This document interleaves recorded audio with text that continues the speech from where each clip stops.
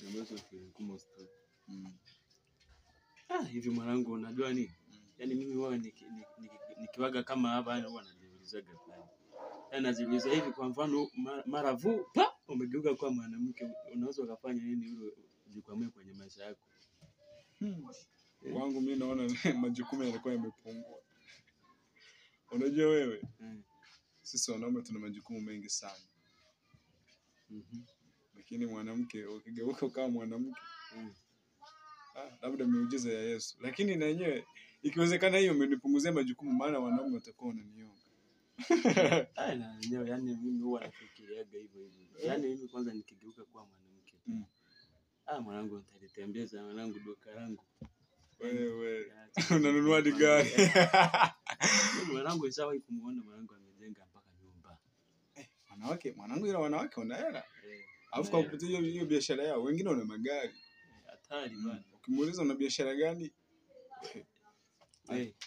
Anakuambia mimi nina biashara yangu binafsi lakini ana magari ana nini kila kitu. Ila sio mbaya. Kila mmoja sana muundombinu wa maisha yake. Kila mtu yani Mungu anampangiaga njia ya kufanyaje kupata hela. Ila mimi bahati mbaya nikao yani nikigeuka tu kwa yeye. Aisee mwanangu yani utanishangaa aisee. Naona unaje tukupeleke wakugeuza uwe mwanamke. Utaipatia wapi hiyo? Si wapo wanafanya plastic surgery. Unaenda unabadilisha kama kawaida. Unabadilisha unakuwa mwanamke. Kama ulikuwa umezeeka unakuwa kijana. Na wewe kwanza nenda mwanangu ukabadilisha. Nikishaona umebadilika na mimi naenda. Maana maisha ni magumu kweli mwanangu. Mimi kuvaa dera. Hapo ndo kuna kazi. Yaani tunaweza kufanya vingine. Dera tena. Labda dera unaolewa unaanza kunanili. Mwanangu na wewe kalizungusha mwanangu yani kanunua mpaka gari aisee. Kuzungusha ni nini? Nazungusha mwanangu yani naizungusha aisee duka langu. Duka lako? Nitakuwa chinga ghafla mwanangu.